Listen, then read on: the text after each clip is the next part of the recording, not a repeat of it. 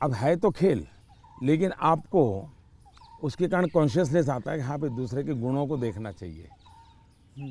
अब खेलते खेलते ही डेवलपमेंट होता है इंसान का, और इसलिए मुझे बचपन में संघ की शाखाओं में खेलों के द्वारा टीम स्पिरिट क्या होती है, रिस्पॉन्सिबिलिटी शेयर करना क्या होता है, ये खेल है संघ में, बहुत बढ़िया खेल है। वो परंपरागत खेल है, कोई संघ वालों ने ढूंढे ऐसा मैं नहीं कह रहा हूँ, ये बहुत बहुत काम आते हैं। दूसरा, मैं योगा से ज़्यादा जुड़ गया फिजिकल एक्टिविटी के रूप में कहे तो, लेकिन मैं इंडिविजुअल खेल के बजाय ग्रुप वाले खेल को हमेशा पसंद करता रहा, क्योंकि वो एक प्रकार से आपके व्यक्तित्व को अलग से डेवलप करते हैं। जो इंडिविजुअल खेल होता है वो आपको एक अलग प्रकार का डेवलपमेंट करता है। वो गलत करता है ऐसा मैं नहीं कह रहा हूँ, लेकिन अलग प्रकार का करता है। टीम के अंदर खेलने से अलग प्रकार का होता है, आपको एडजस्ट करना पड़ता है, आपको साथ चलना पड़ता है, आपको किसी की लीडरशिप करनी होती है, आपको सबॉर्डिनेट को संभालना होता है। तो ज़िंदगी जीने के लिए ग्रुप वाले गेम्स खेलने चाहिए। इंडिविजुअल कितना ही हम बड़े चल जाएं, लेकिन ग्रुप वाले खेल जरूर खेलना चाहिए, ये मेरा मत रहता है। मुझे, आपने कभी गुल्ली डंडा खेला है? बिल्कुल खेलता था गांव में, खेलते? हाँ हमारे यहाँ गांव में खेलते थे, फिर कंचे खेलते थे? हाँ, लेकिन ज़्यादातर मैं तैरने के लिए चला जाता था, मुझे पानी पसंद था। अच्छा। तो तैरने के लिए चला जाता था। दो कारण थे, एक तो मेरे परिवार के सारे कपड़े मैं धोता था, परिवार के सभी सदस्यों के। अच्छा। तो तालाब में ही पानी था, तो हम तालाब में चले जाते थे, तो उसके कारण स्वाभाविक मेरा स्विमिंग सीख गया, तो मैं बहुत घंटों तक स्विमिंग कर लेता था। तो मेरे शरीर के जो अगर मूलभूत कहें कि डेवलपमेंट, बॉडी डेवलपमेंट जिसको कहें, वो शायद स्विमिंग से हुआ है। वो गांव वाला स्विमिंग जो जी समझ गया, अपने गांव में तालाबों में, नहर हो गई, तालाब हो गया वहाँ, हाँ, उसी में है। मुझे अभी याद है आपका, मैंने एक यूनाइटेड नेशन में एक पहली जो स्पीच देखी थी आपकी, आई थिंक 2014 में दी थी। मैं प्रधानमंत्री बना और सितंबर में गया था, सितंबर में गए थे। तो आपने जब आपने इतने सारे स्पीचेस दिए हैं हिंदुस्तान में, तो वो आपका पहला स्पीच था जो वर्ल्ड वाइड पूरी दुनिया, तो वर यू नर्वस? क्या मेरे प्रधानमंत्री नरेंद्र मोदी जी नर्वस थे उस दिन? मेरा प्रॉब्लम ओवर कॉन्फिडेंस का है। अच्छा, उल्टा था? उल्टा था। और हुआ क्या कि मैंने मन में सोचा था कि ये मेरा फ्रेमवर्क रहेगा बोलने का। जब जहाज़ में यहाँ से जा रहा था, हमारे अफसरों ने मुझे ब्रीफिंग भी किया था। जब मैं अमेरिका पहुँचा तो हमारी फॉरेन मिनिस्टर सुषमा जी, उनकी मीटिंगें ज़्यादा होती थी तो उनको पहले जाना पड़ता है, तो पहले गई हुई थी। तो पहुंचने के बाद ही मेरा कोई दूसरे दिन कार्यक्रम था, तो मेरा नेचर है, मैं होटल से उतरता हूं तो पहले मीटिंग कर लेता हूं। तो ब्रीफिंग के लिए सब बैठे थे, तो सुषमा जी ने पूछा कि साहब आपका भाषण वगैरह, मैंने कहा कर लेंगे क्या है, तो वो अड़ गई। उन्होंने बड़ा आग्रह नहीं कि बोले साहब ऐसा नहीं चल सकता। अच्छा, अफसर लोग बोल नहीं पाते थे मुझसे, किसी ने मुझे कहा भी नहीं था। बोले यहाँ एक्सटेम्पो भाषण नहीं करना चाहिए, बोले लिखित स्पीच होना चाहिए। मैंने कहा मैं तो न किसी को लिखने के लिए कहा है, न मैंने लिखा है, मैं तो हर जगह वैसे ही करता हूँ। खैर काफ़ी दिन हमारी आधा घंटा तक बहस होती रही, लेकिन उन्होंने बिल्कुल पकड़ कर रखा, नहीं साहब इसमें आपकी नहीं चलेगी, आपको मानना पड़ेगा। तो मैंने कहा क्या करेंगे ये? तो मैंने कहा मैं अपना बता देता हूँ मुझे क्या बोलना है। तो मैंने वहीं पर उस दिन मैंने कहा इसके आधार पर आप बना दीजिए। फिर वो स्पीच तैयार हुई। अब मुझे स्पीच प्रॉब्लम नहीं था, पढ़ना ये प्रॉब्लम था। मतलब पढ़ना यानी पढ़ कर के बोलना, वो मैंने कभी आपको देखा मुझे नहीं है। बहुत दिक्कत होती है जी, बहुत दिक्कत होती है। मेरा थॉट प्रोसेस इतना तेज चलता है, तो मेरा वो पहला भाषण जो है, हाँ, वो पढ़ कर के मैं किया हुआ हूँ, यानी एक्चुअली पढ़ रहा हूँ मैं, आपने देखा होगा मेरे हाथ में हाँ, कागज है। तो ये अच्छा, सबसे पहले मुझे नेपाल प्रधानमंत्री बनने के बाद तो वहाँ भी मैं एक्सटेम्पो बोल दिया था, और वो भाषण आज भी मशहूर है जी, आज भी मशहूर है भाषण। नेपाल में पहला भाषण था। तो एक्सटेम्पो वाला भाषण आपका हमेशा, मैंने कभी वैसे देखा नहीं। तो मेरे लिए फिर वो ये इस प्रकार की जो मीटिंगें होती हैं उसमें ये बहुत आवश्यक हो गया। बाद में मुझे भी ध्यान में आया कि भाई ये देश का मसला होता है, कोई इधर उधर शब्द न चला जाए, तो फिर खैर मुझे उस डिसिप्लिन को फॉलो करना चाहिए। लेकिन मेरे पहले भाषण का मेरा अनुभव ये है। ठीक है, ये अच्छा। फिल्में देखते हैं? अभी नहीं देख पाता हूँ, लास्ट फिल्म कौन सी थी? लेकिन मेरे गांव में एक थिएटर था जी। और मेरा एक दोस्त था दशरथ करके, उसके पिताजी थिएटर के बाद सिंह चना बेचते थे। अच्छा। और हम गांव वाले उनको लक्ष्मण भाई थिएटर वाला बोलते थे। वो बेचते थे तो चना से, तो उनसे हमारा परिचय था। तो हम वहाँ जाके बैठते थे, और अगर थिएटर में दर्शक कम है और जगह बची है तो फिर वो थिएटर के बाहर ही बैठते थे। तो वो मालिक को कह देते कि ज़रा इन बच्चों को बिठा दो ना। तो फिर वो मुफ्त में हमको थिएटर में जाने का मौका मिल जाता था। वो लक्ष्मण भाई जो सिंह चना बेचते थे उनके कारण।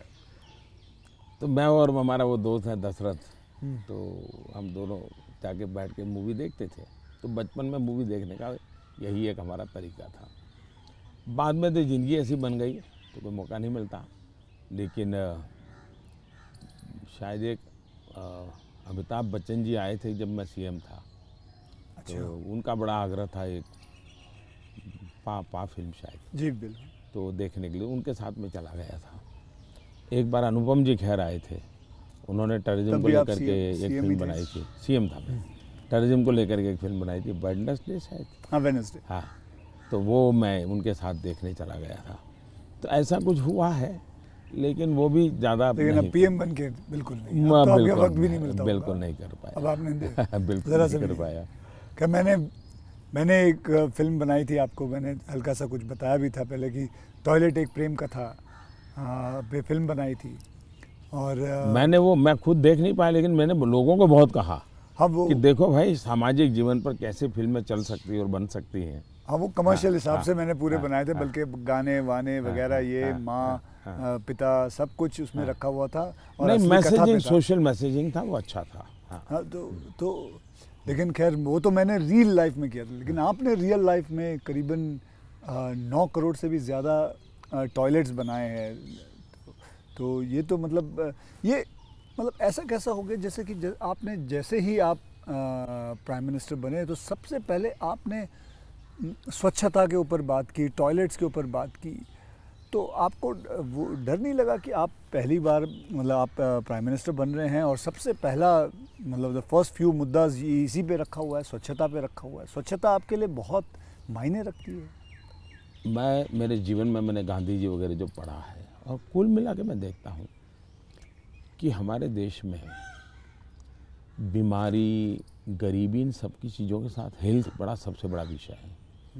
लेकिन प्रिवेंटिव हेल्थ के लिए 2 चीज़ें मैं देखता हूँ, एक स्वच्छता और एक फिटनेस।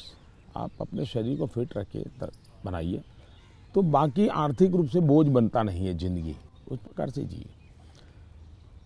पर्सनल हाइजीन में तो हमारे यहाँ शास्त्रों के कारण, संस्कारों के कारण, घर में आओ तो पैर धो करके आओ, हाथ धो, मंदिर में जाते हो तो नहा करके जाओ, सब बहुत सिखाया जाता है। सोशल हाइजीन के प्रति हम उदासीन रहे हैं। और भारत जैसा देश दुनिया में, अगर इतना बड़ा दुनिया को देने के लिए टूरिज्म डेवलप नहीं हो रहा है, एक कारण है गंदगी। जी। वैसे भी किसी भी समाज के लिए शोभा नहीं देता है। तो मेरे मन में एक बड़ी चीड़ है, और मैंने सोचा इसको एक जन आंदोलन बना देना चाहिए। और देश को गर्व होना चाहिए, हम लोगों को गर्व होना चाहिए कि हमारे देशवासियों ने इस कार्यक्रम को अपना बना लिया। और ये 9 करोड़ टॉयलेट बन जाना, 2014 के पहले 38% रूरल सैनिटेशन था, 98% हो गया। जी, मतलब देश तैयार था।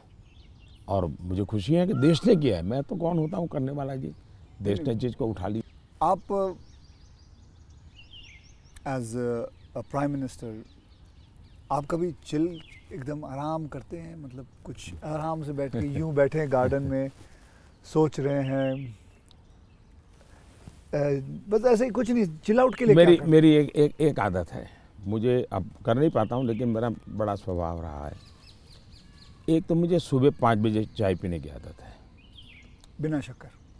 चीनी में लेता मैंने नहीं, देखा हाँ, चीनी लेता नहीं हूँ। अच्छा, नहीं लेते। मुझे कोई प्रॉब्लम नहीं है, लेकिन आदत नहीं लेता हूँ।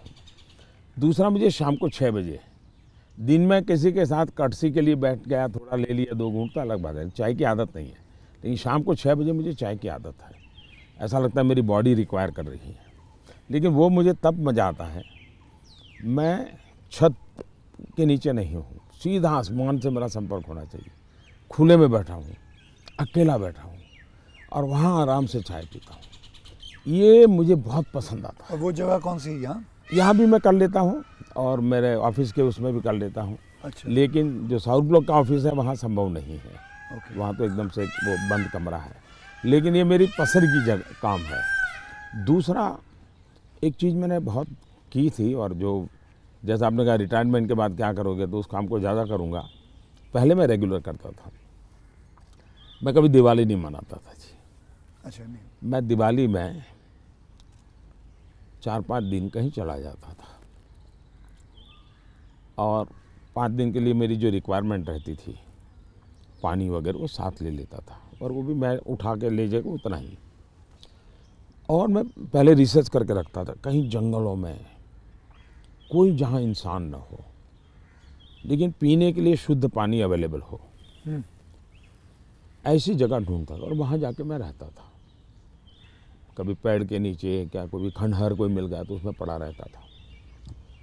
अच्छा, उस समय में तो टीवी वगैरह तो थे नहीं, रेडियो भी मैं साथ नहीं रखता था, ना अखबार, ना कुछ नहीं, कागज़ पेन भी नहीं, किताब भी नहीं,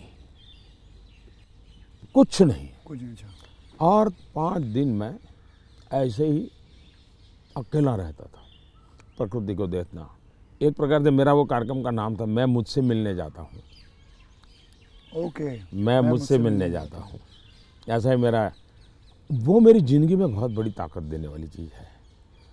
तो अभी कई वर्षों तक अब नहीं कर पाता हूँ, अब तो क्या SPG वगैरह ऐसा कवर हो गया है, ज़िंदगी अलग हो जाती है, लेकिन बहुत सालों तक मैंने किया है और मैं उससे बहुत ताकत पाता था। और जो विचार आए आने देता था, किसी विचार को टिकना है तो टिकना, कुछ लिखता भी नहीं था, ऐसे ही रहता था।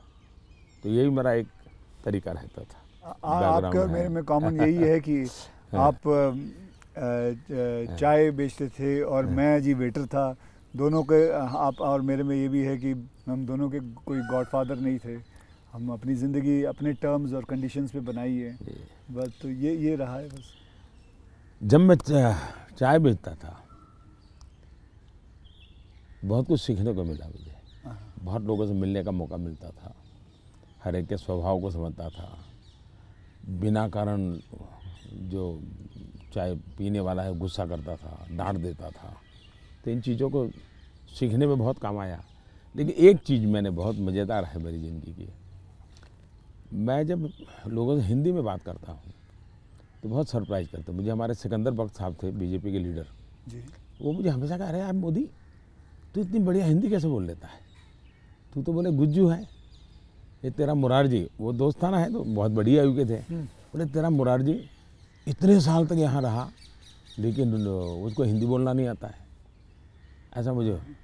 तो उसका कारण ये था कि मैं चाय बेचता था तो मेरे गांव में ये जो ट्रेनें तो बहुत कम आती थी, लेकिन ये जो मालगाड़ी होती है, जो माल ढोती है, वो ज़्यादा आती थी।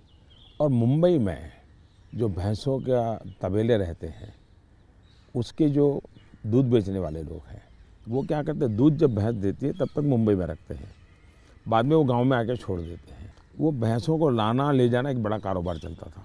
तो वो आते थे और वो बेचारे घास वास उसी में भरते थे, उसी में रहते थे और भैंसों को ले जाते थे। एक व्यक्ति आएगा तो 3-4 दिन रहना पड़ता था। हम उनको चाय चाहिए, हम चाय देते थे। उनसे बातें करते करते मैं हिंदी सीख गया। अच्छा, फिर वो क्या करते थे, अपना म्यूजिक की कुछ चीज़ें ले आते थे, तो शाम को वो चौपाइयाँ वोपाइयाँ अपना भजन कीर्तन करते रहते, तो मैं कभी जाके बैठ जाता था। तो मुझे उसके कारण नॉर्थ के कल्चर से परिचय आया। ओके। तो एक प्रकार से चाय ने मुझे ये लैंग्वेज सिखा दी। तो आप ये जो सॉन्ग की बात आई, आप कभी कोई हिंदी गाना गुनगुनाते हो अकेले में?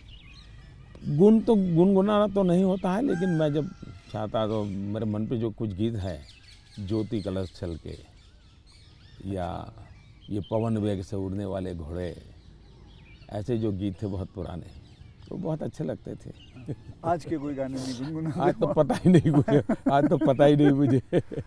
मुझे आपसे बात करके चलिए, बहुत मज़ा आया। देश के लोगों के लिए काम आएगा कुछ बातें नई नई। ये बहुत सारी चीज़ें काम में आएंगी, इसमें बहुत सारी चीज़ें। लेकिन मुझे अच्छा ये लगा कि ये चुनावी आपाधापी तू मैं के बीच ये भी एक कुछ पल होता है। तो जो आप पूछते हैं ना कैसे रिलैक्स होते हो, ये भी तरीका है रिलैक्स होने का। बहुत रिलीफ रहेगा।